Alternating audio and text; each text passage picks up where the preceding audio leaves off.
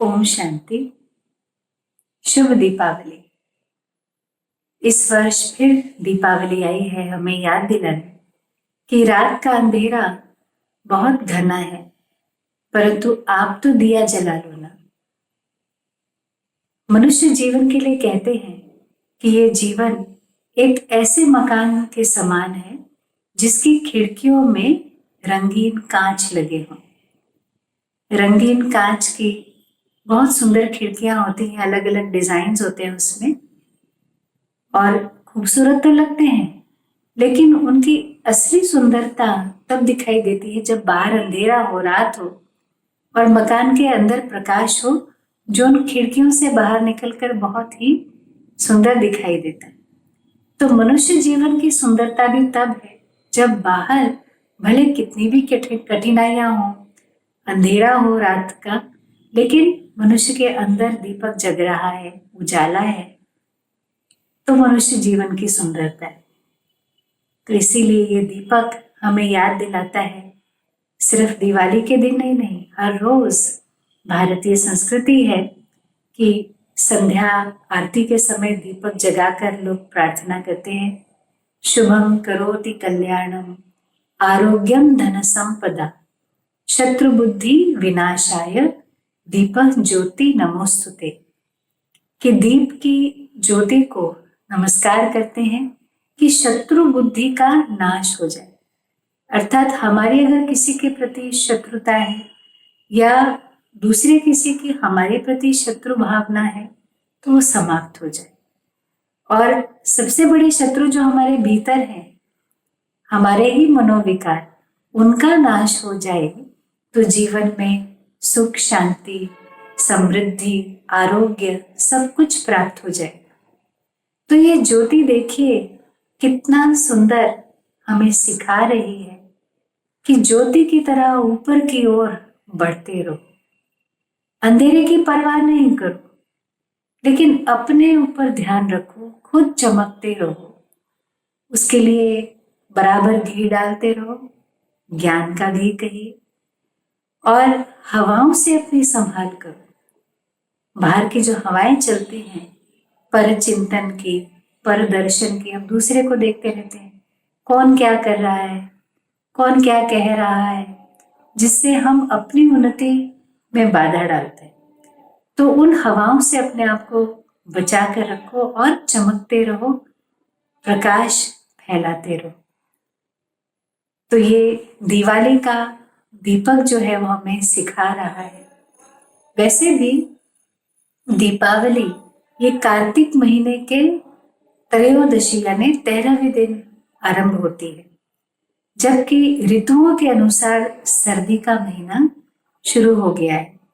और सर्दी यानी लो एनर्जी। बहुत से प्राणी, बहुत से जानवर ऐसे होते हैं जो सर्दी के समय कहीं छिपकर सो जाते हैं। तो एक सुस्ती का समय, एक लो एनर्जी का समय है। सूर्य की दिशा भी पृथ्वी से थोड़ा दूर हो गई है। तो ऐसे समय में दीपक जगाना कितना आवश्यक है। पटाखे जगाते हैं, आवाज करते हैं कि हम अपनी एनर्जी को उस समय कम न होने दें, ध्यान रखें, उसको हम बढ़ाएं। सुबह सुबह उठ के स्नान करना, ये सभी सर्दी के मौसम में अलग अलग पर्व हैं। जैसे दिवाली से एक दिन पहले काली चौदस होती है, उसको कई लोग नरक चतुर्दशी भी कहते हैं, क्योंकि मानते हैं कि नरकासुर का वध हुआ। तो नरकासुर माना ही नेगेटिविटी। नेगेटिविटी का जब समापन हुआ, नाश हुआ, तो उस दिन के लिए यह मान्यता है खास कि सुबह सुबह सूर्योदय से पहले उठकर स्नान कर लेना चाहिए। अगर सूर्योदय के बाद स्नान किया तो कहते हैं नरक में जाए। अर्थात जब अंधेरा हो, जब सर्दी हो, उठने का मन नहीं हो, सुस्ती हो, उस समय उठकर हम अपने अंदर वो ताजगी लाए, वो सफाई लाए, अपने अंदर वो एनर्जी लाए, तो हम अपने दुनिया को स्वर्ग बना लेते हैं। अपने विश्व को, हम अपने आप को सुखी बना लेते हैं, समृद्ध बना लेते हैं।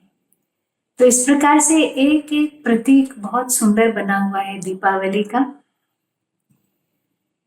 कि बिल्कुल सफाई करके, तैयारी करके, सजा कर, रंगोली बनाकर फिर लक्ष्मी जी का आह्वान करते हैं।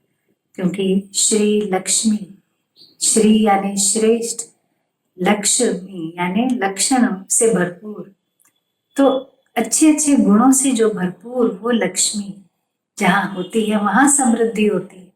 इसलिए सब उनको बुलाते हैं कि आप हमारे पास आओ।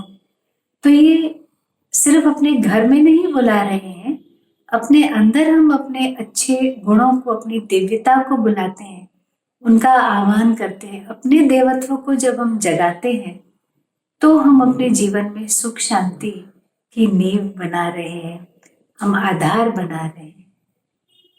एक बहुत सुंदर कहानी प्रचलित है जिसमें कहते हैं कि एक सेठ थे, बहुत अच्छे सदव्यवहार करने वाले, पुण्य करने वाले सेठ, जिनका परिवार भी बहुत अच्छा था और घर में सुख समृद्धि वैभव सब कुछ था।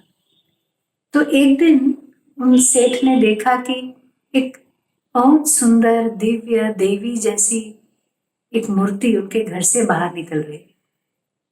तो उन्होंने पूछा, आप कौन हैं? तो उसने मुड़कर कहा कि मैं श्री लक्ष्मी हूं और मैं तुम्हारा घर छोड़कर जा रही हूं। तो सेठ ने हाथ जोड़कर पूछा कि क्यों, मेरे से कोई भूल हुई क्या?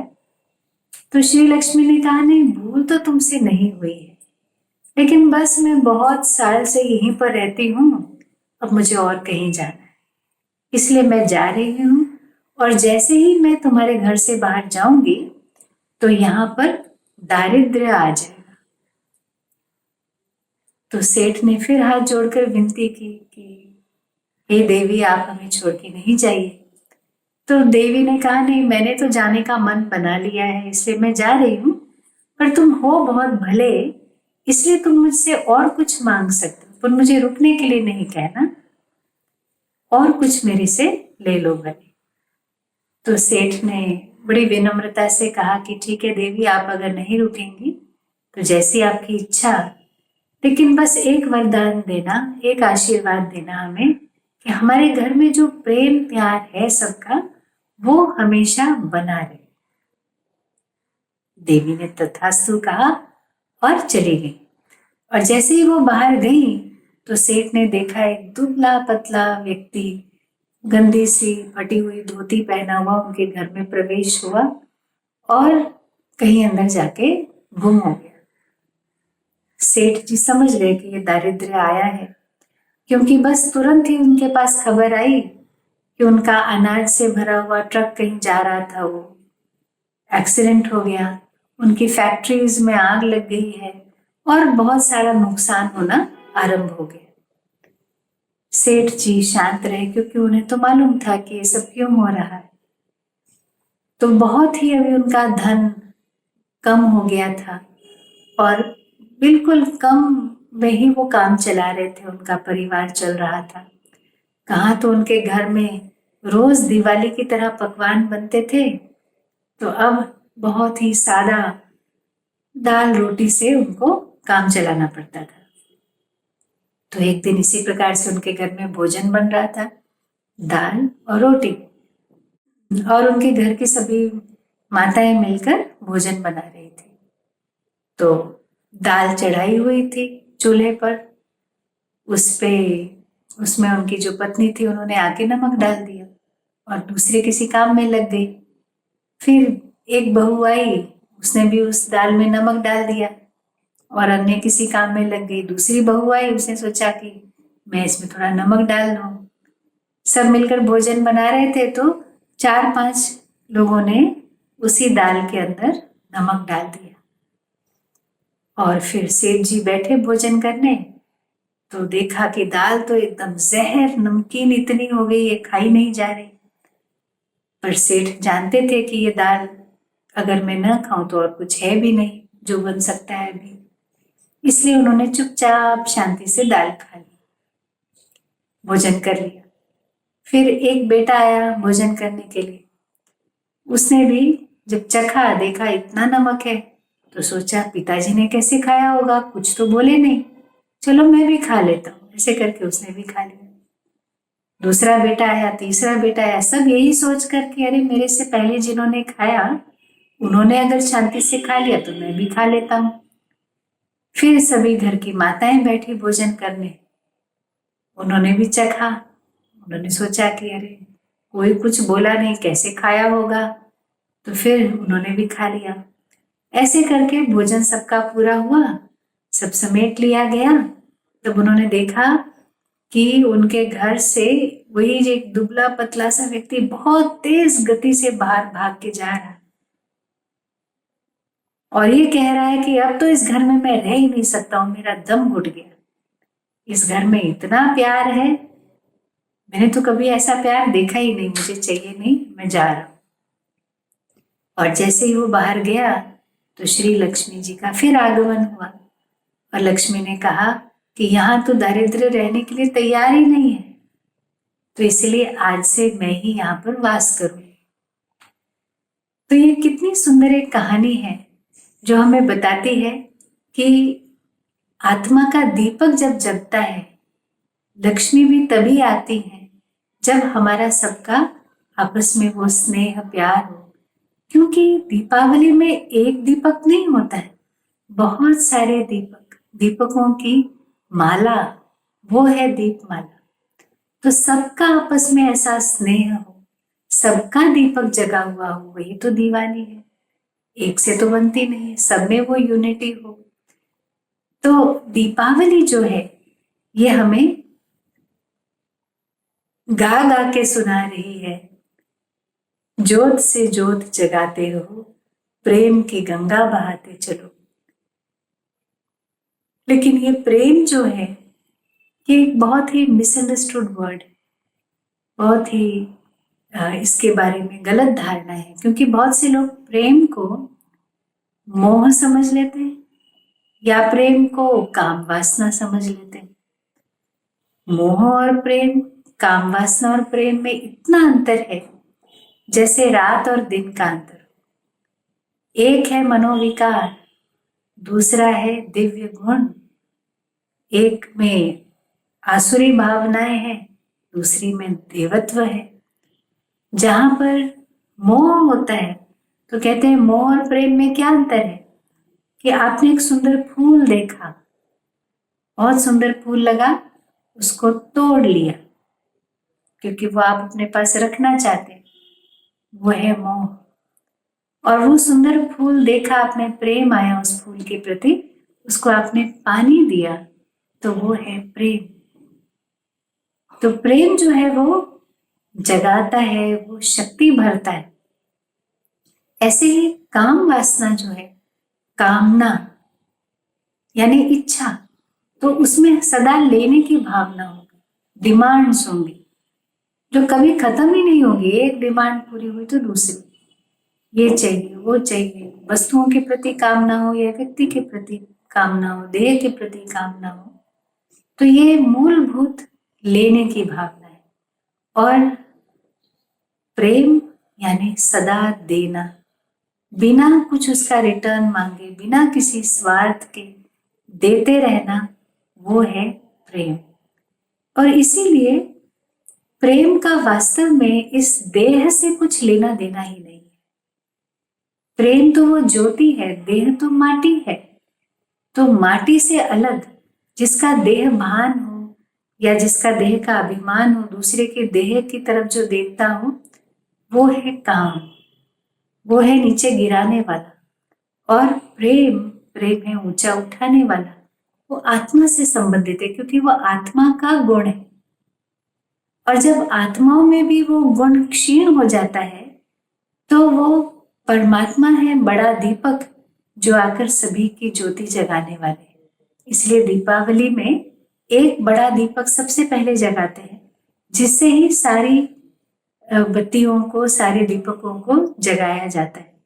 और वो एक दीपक जो सदा जागता रहे, वो है परमात्मा, जिनकी ज्योति कभी कम नहीं होती, जो प्रेम के सागर हैं। तो यहाँ प्रेम का अर्थ एक आंतरिक भरपूरता है, क्योंकि जो कमजोर होता है, जो अंदर से खाली होता है, वो दूसरे को प्रेम कहाँ दे पाता है, तो दे ही नहीं सकता है। वो कहेगा अभी मेरा मूड ऑफ है, अभी मेरे से अच्छी बात की नहीं जाएगी, अभी मेरे से प्यार से बोला नहीं जाएगा। तो वो तो अंदर की खालीपन की निशानी है। जो भरपूर होता है, संतुष्ट होता है, वही प्रेम दे सकता है। और इसीलिए परमात्मा है प्रेम के सागर, जो सदा भरपूर है, सदा हमें देते ही रहते हैं। और उस प्रेम से जब हम भर जाते हैं तो हम दूसरे को स्नेह दे पाते हैं। और ऐसा स्नेह जो आत्मिक भ्रातृत्व की भावना वाला स्नेह। तो जैसे हमारा कोई लौकिक भाई है या बहन है, वो जो भी है, जैसा भी है, उसको हम समा कर उससे हम अच्छा व्यवहार रखते हैं, अच्छा प्यार उसको देते हैं। कारण उसको मालूम होता है, हमें मालूम होता है कि ये हम एक ही माता पिता की संतान है। तो ये जो आत्मिक प्रेम है, ये उसी भाव से आता है कि एक पिता की हम संतान है, तो हमारा आपस में स्नेह रहता है। जो भी हम कार्य कर रहे हैं उसमें वो स्नेह की भावना रहती है। नहीं तो आपस में कंपटीशन, कहीं स्वार्थ, कहीं अलग अलग भावनाएं ऐसी रहती हैं। अगर हम भूल जाएं कि हम एक पिता की संतान हैं, तो हमारे व्यवहार में कभी भी वो मधुरता, वो स्निग्धता नहीं रहती। जैसे दीपक जलता है ना, तो उसमें घी चाहिए। घी को स्निग्धता से हम उसकी तुलना कर सकते हैं कि जैसे वो स्निग्धता है जो हमारे जीवन को चमकाती है, हमारी ज्योति जगाती है, हमारे अंदर प्रेम का प्रकाश करती है। और जिसके अंदर ये स्नेह की भावनाएं होती हैं, ये प्यार है, वो एक तो व्यवहार में हमारे नजर आता है, आंतरिक दीपक जल रहा है। दूसरा कि हम जो काम कर रहे हैं उसको हम प्यार से करते हैं, तो वो काम काम नहीं रहता है, वो आनंद बन जाता है, वो जॉय स्थिति हो जाती है जिसमें हम कार्य कर रहे हैं। तो वो साधारण कार्य की भी वैल्यू इतनी बढ़ जाती है क्योंकि वो प्यार से किया गया है। तो ये प्रेम का प्रकाश, ये परमात्मा स्नेह का प्रकाश हम अपने अंदर भरें और सबको ये प्रकाश लुटाएं। ऐसे नहीं कि दूसरे के बुझे हुए दीपक को देख हम अपना दिया भी बुझा दें। नहीं, हम अपने जगे हुए दीपक से दूसरे के अंदर वो स्नेह भावनाएं जगाएं, जिस स्नेह से बहुत अच्छा सुधार आता है। एक बार कहते हैं कि एक गुरुकुल था जिसमें कई विद्यार्थी पढ़ते थे और पढ़ाई के अलावा जो समय होता था उसमें उस गुरुकुल, उस आश्रम की अलग अलग ड्यूटी, सेवाएं करते थे। तो उनको पता चला कि उनके बीच में एक विद्यार्थी ऐसा है जिसे चोरी करने की आदत है।